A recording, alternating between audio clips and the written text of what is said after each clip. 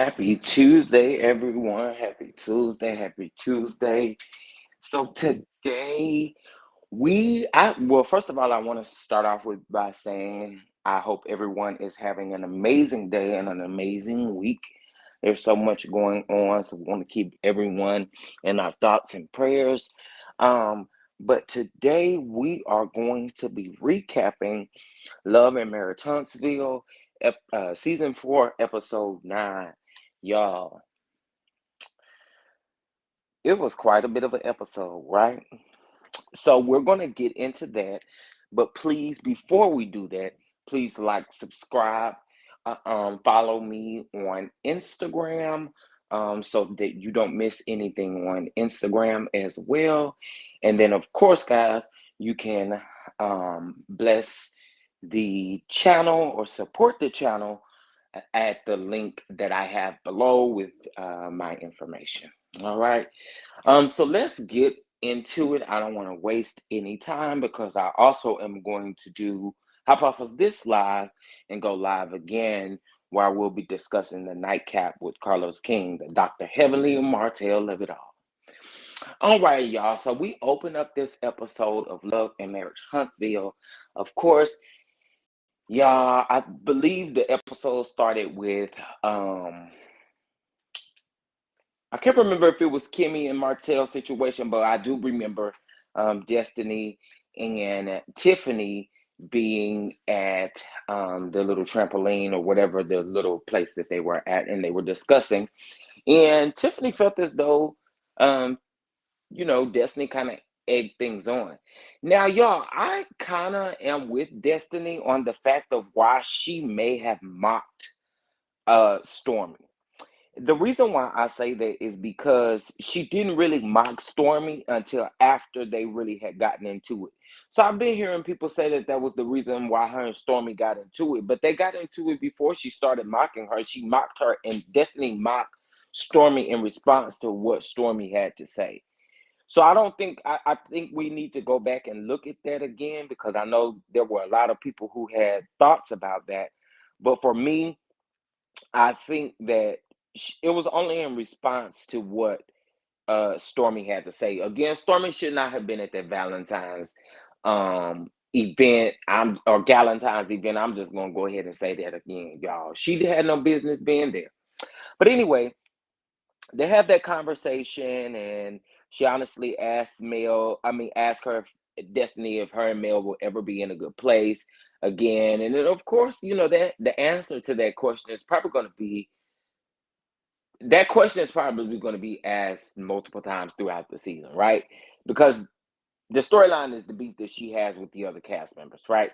I love Mel, and I will always say that, and I will always call out all of these cast members for their hypocrisy.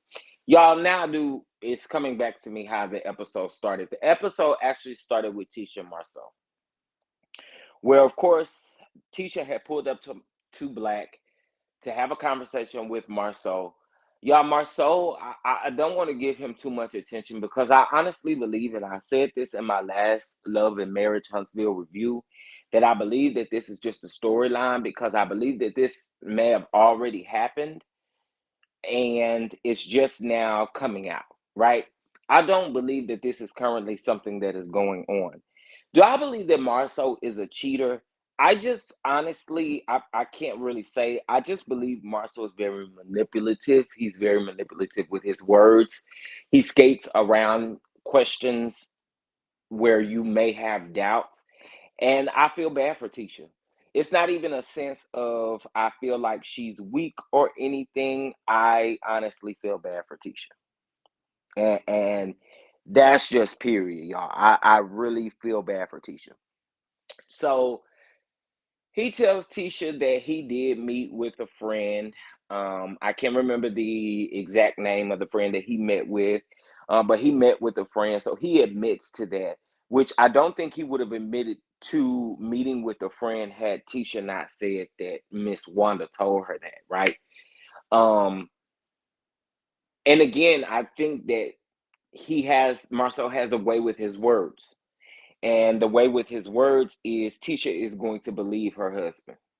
You know what I mean? And again, y'all, I again think it's a storyline.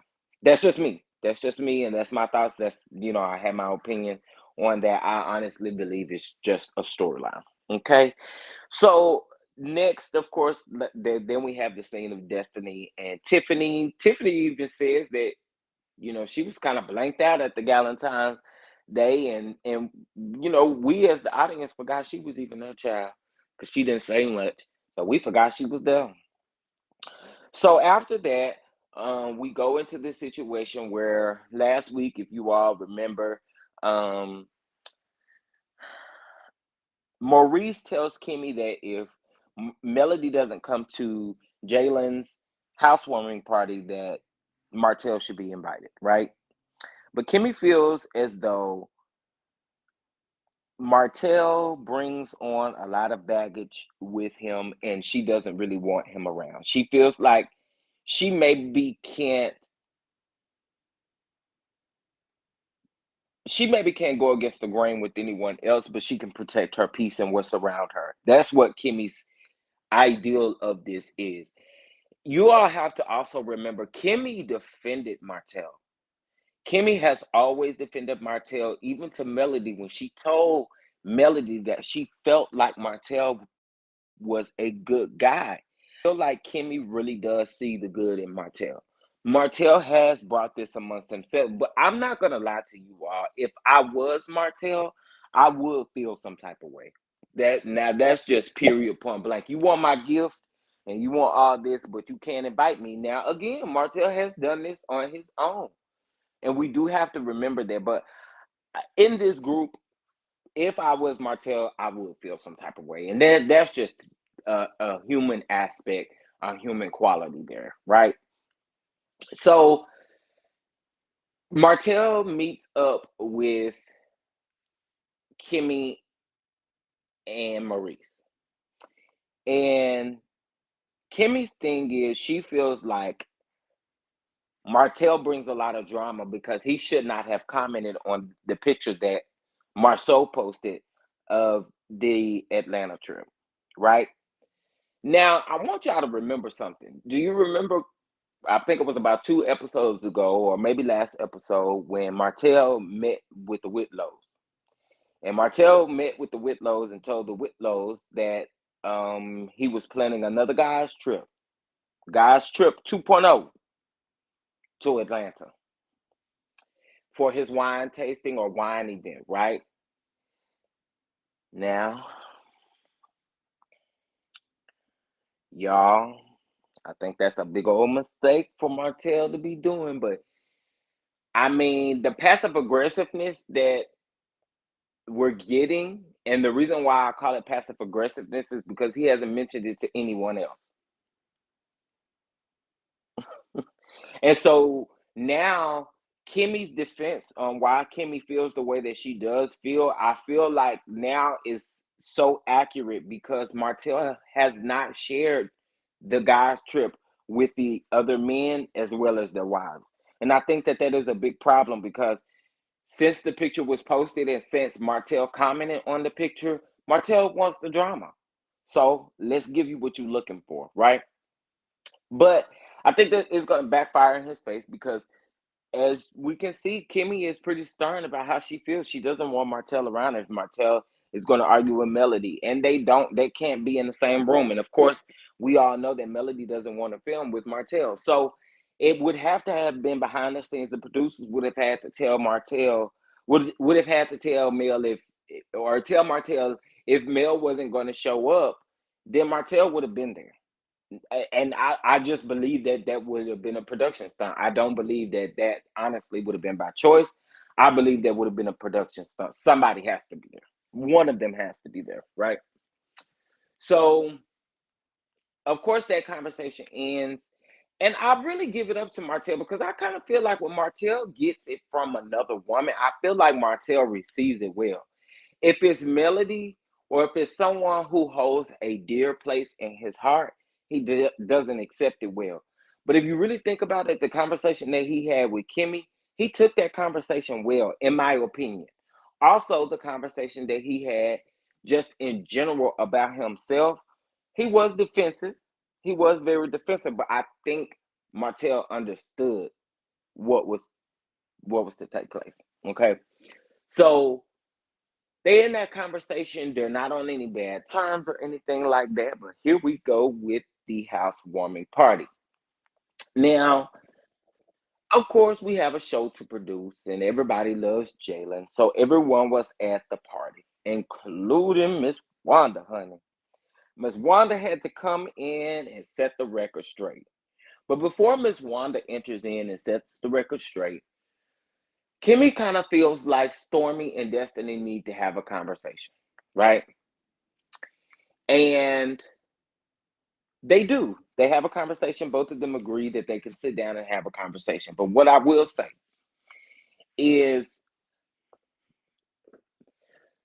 to me, Stormy went in that conversation wanting to be a mean girl.